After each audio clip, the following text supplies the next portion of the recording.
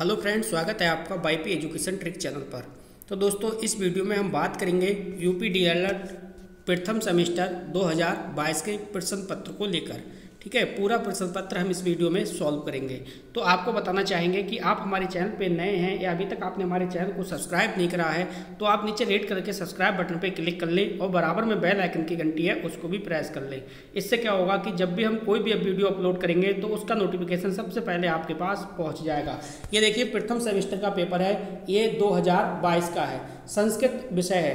ठीक है, ये जो 25 अंक का जो पेपर पूछा जाता है ये संस्कृत का वाला है, जो 25 मार्क्स का पूछा जाता है। और 25 मार्क्स में आपको 12 मार्क्स लाने होते हैं। अगर 12 में से एक भी नंबर कम हुआ यानी 11 भी रह गए तो आपकी उस सब्जेक्ट में बैक आ जाती है। तो ध्यान रखना, इसमें अच्छे से आप तैयारी करना संस्कृत में, जिससे कि 23 से 24 नंबर आपके आ जाएँ। ठीक है, वीडियो को शुरू से लेकर लास्ट तक देखना। अगर आप 2022 के सभी पेपर फर्स्ट सेमेस्टर के देखना चाहते हैं तो इस वीडियो के डिस्क्रिप्शन में जाइए, वहाँ पे सभी वीडियो के सभी प्रश्न पत्र के लिंक आपको मिल जाएंगे। तो करते हैं वीडियो की शुरुआत। देखो, 5 क्वेश्चन इसमें पूछे जाते हैं विकल्प टाइप के, अति लघु यानी जैसे बोलते हैं वस्तुनिष्ठ प्रश्न। तो वस्तुनिष्ठ प्रश्न पूछे जाते हैं 5। तो पहला जो प्रश्न पूछा गया है इसमें ये पूछा गया है आपका कि छा संयुक्त रूप है। देखो, संयुक्त रूप वाले जो भी अक्षर है ये सारे के सारे आप याद कर लेना। ठीक है, 4 होते हैं संयुक्त रूप बड़, तो ये आपको याद करना है। अब यहाँ पे देखो कह रहा है छा संयुक्त रूप है। अब देखो का और या ये वाला तो बिल्कुल ही नहीं है, रॉन्ग है। आपको कंफ्यूजन किस में होगी, पहले में और दूसरे में, पहले में और चौथे में। ठीक है, ये वाला भी बिल्कुल भी रॉन्ग है। तो छा जो संयुक्त रूप है ये बनता है का प्लस सा से। का जो है पहला वाला जो है का, इसमें हलंत लगेगा नीचे और प्लस धन, धन बोलो उसे, का धन सा। ठीक है, चौथा वाला ऑप्शन इसमें बिल्कुल सही हो जाएगा। अगला जो क्वेश्चन है आपका, इसमें पूछा गया है दूसरे नंबर पे द्वादश। द्वादश शब्द बोधक है, तो द्वादश का मतलब होता है 12। दूसरा ऑप्शन इसमें सही है। समक्षा, समक्षा शब्द में समास पूछ रहा है, तो जो समक्षा शब्द है सम धन आक्षी, ये होगा इसका। तो इसमें हो जाएगा अव्ययीभाव समास, यानी चौथा वाला होना चाहिए। नेक्स्ट है चौथा क्वेश्चन।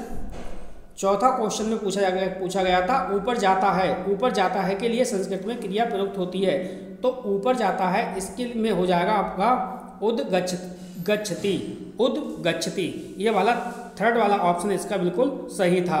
इसी प्रकार से इसमें देखिए 5वां जो क्वेश्चन पूछा गया था वो पूछा गया था क्रिया के जिस रूप से उसके होने का समय का बोध होता है उसे कहते हैं।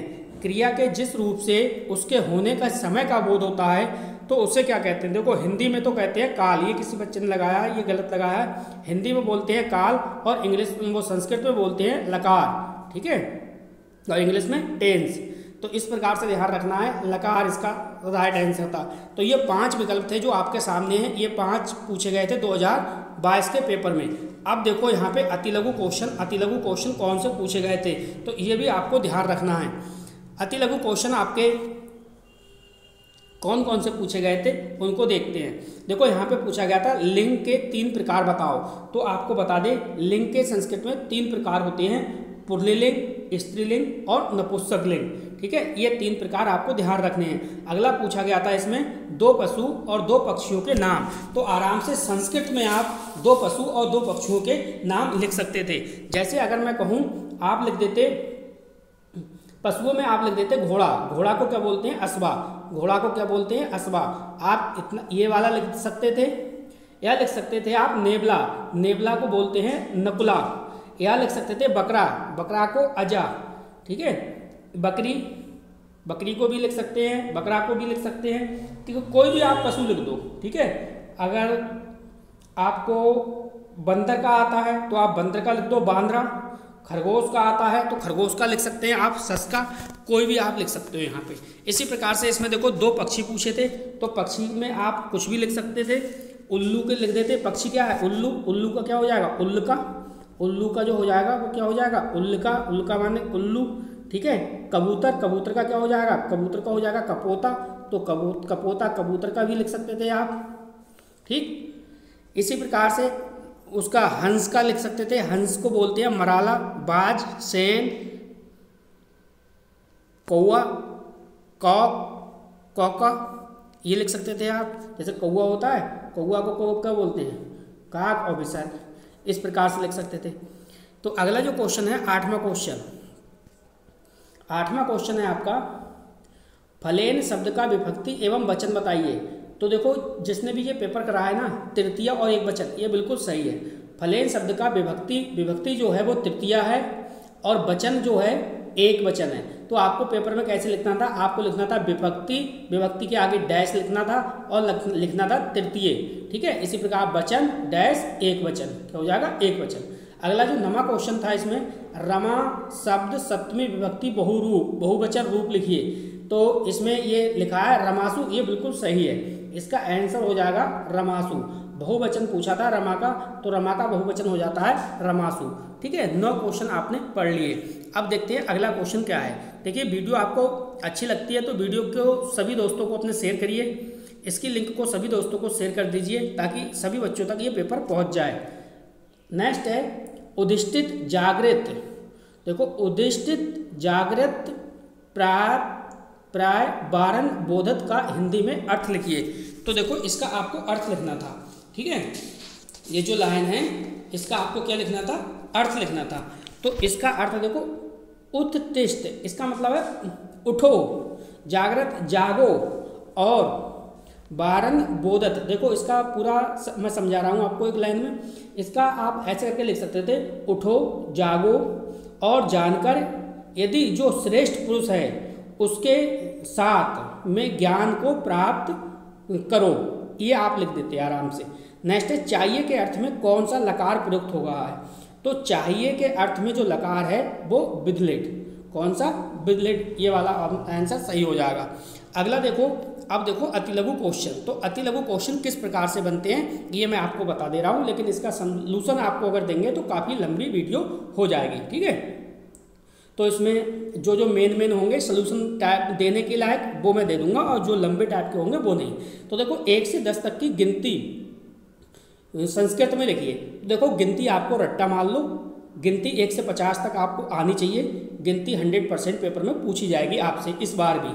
नेक्स्ट है संस्कृत शिक्षण की विभिन्न विधियाँ। तो कौन कौन से मेथड हैं, कौन कौन सी विधियाँ हैं जिसको हम संस्कृत को पढ़ाते समय अच्छे से बच्चों को समझा सकते हैं, और कह सकते हो कि अच्छे से आप बच्चों को समझाने के बावजूद भी उनकी जो सृजनात्मक क्षमता है उस या कल्पना क्षमता है उसको बढ़ा सकते हैं। तो उन विधियों को आपको याद करना है। नेक्स्ट है धातु से आप क्या समझते हैं, उदाहरण सहित स्पष्ट कीजिए, एक क्वेश्चन आया है। नेक्स्ट है संस्कृत भाषा की वर्णमाला को कितने भागों में बांटा जा सकता है। तो इस क्वेश्चन को आप याद कर लीजिए। अगला है किन्हीं 4 फलों के नाम बताओ। तो देखो 4 जो फल हैं, कोई से भी आप फल लिख देते। जैसे अगर मैं कहूँ सेब, सेब को इंग्लिश में बोलोगे सेबम, क्या हो जाएगा, सेब का सेवम।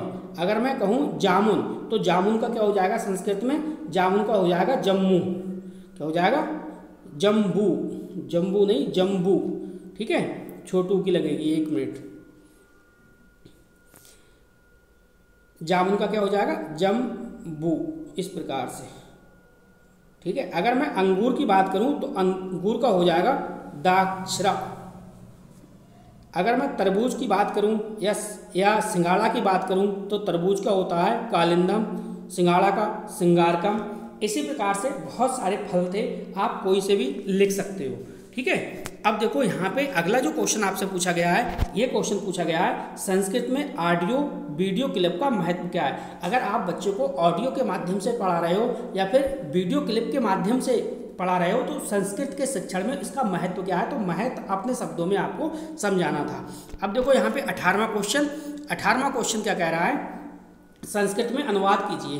तो किस प्रकार से देखो आते हैं पेपर में, ये समझ लो। बालक हंसता है, शीला ने पुस्तक पढ़ी, पत्ते गिरते हैं और बंदर दौड़ते हैं। ये बिल्कुल सिंपल संस्कृत के अनुवाद हैं। अगर आपको अनुवाद सीखने हैं तो आप इसे सीख लीजिए, क्योंकि आपको पेपर में यहाँ से हर बार अनुवाद पूछे जाते हैं, यह बात आपको ध्यान रखनी है। और 2 मार्क्स के ये आते हैं। अगर आप नहीं सीखोगे ये तो 2 मार्क्स आपके चले जाएंगे। तो बेटा इस वीडियो में इतना ही था। अगर आप 2022 के सारे पेपर देखना चाहते हैं तो इस वीडियो के डिस्क्रिप्शन में आप जाइए, वहाँ पे मैंने एक एक करके सभी के मैंने लिंक दे रखे हैं, वहाँ से एक एक करके पेपर को देख लीजिए अच्छे से, ठीक है। तब आपके समझ में आ जाएगा कि पेपर का लेवल क्या होता है और आपकी तैयारी कितनी है। तो इस वीडियो में बस इतना ही था। वीडियो देखने के लिए आपका बहुत बहुत धन्यवाद। मिलते हैं नेक्स्ट वीडियो में।